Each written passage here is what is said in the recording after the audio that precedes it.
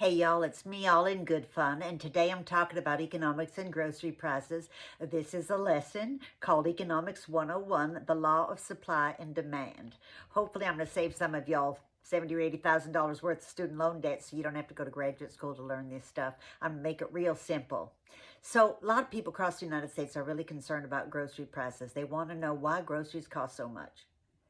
And they want the president to fix the price of groceries. But my question is, can the president actually fix grocery prices or even influence it?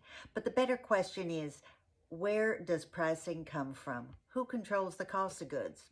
So my answer is, well, it's complicated. It's not an easy answer.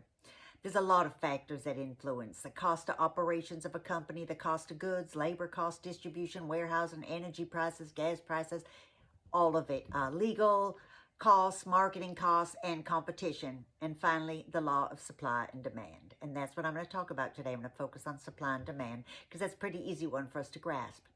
Okay, so let's talk about coffee. Everybody loves coffee. Starbucks is the biggest thing. There's one on every street corner. Big long lines, people to get the mochaccino, frappuccino. I mean, me, I don't like all that sugar. I just have almond milk latte. But anyway, moving on. So coffee's pretty easy to get, right? At your Starbucks, your local diner, wherever it is, or even at home in your Keurig machine or whatever other make you have. So where does coffee come from? Well, did you know the United States is number 38 in the world in coffee production? Most of our coffee doesn't come from here. It comes from places like Brazil, the #1 producer of coffee. Did you know that? I thought it was Colombia or Mexico. What did I know? So 66.3 million 60-kilogram bags of coffee come from Brazil every year. Not to the United States, but they're produced by Brazil. That's 8.75 billion pounds of coffee that Brazil produces. That's not counting what Vietnam and Colombia and Mexico and all the other coffee producers make, okay? So there's a ton of coffee. There's a lot of demand, but there's also a lot of supply. And that makes everybody happy because there's demand, there's supply, everybody gets their coffee, it's all good. At an affordable price, we hope, kind of.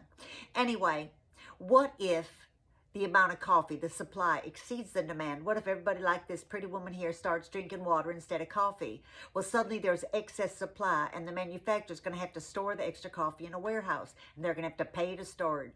And storage costs are high. These are also called holding costs and carrying costs.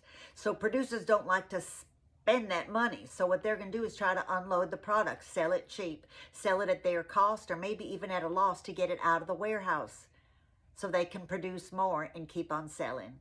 So in summary, when there's a high supply of product and a low demand, then the price is going to come down. But what about the opposite? What if there's a high demand and a low supply? So everybody wants that coffee at Starbucks, they're lining up, and there just isn't enough coffee. And a great example of this is Kona coffee that comes from Hawaii. Now, everybody likes Kona coffee, but it is really expensive to produce in Hawaii because of the lava land and fertilizer and equipment and transportation. Everything has to come across the ocean, and their labor costs are high. So it costs them a ton to produce that coffee. And when I was there a couple years ago, it was crazy expensive. Right now, it's about $69 for a pound of Kona coffee. That's about what it costs compared to about a sixth of the price for your basic other coffee. So in review, when there's a high demand and low supply, the cost is going to go up. And that's really what influences prices. Now, it's human nature. If people really want a product, they're just going to pay more, okay? They're going to pay more for it. But you also might ask the question, well, if demand for something is really, really high, why don't people just make more of it? Oh, man, that is really complicated, okay? A lot goes into making a product.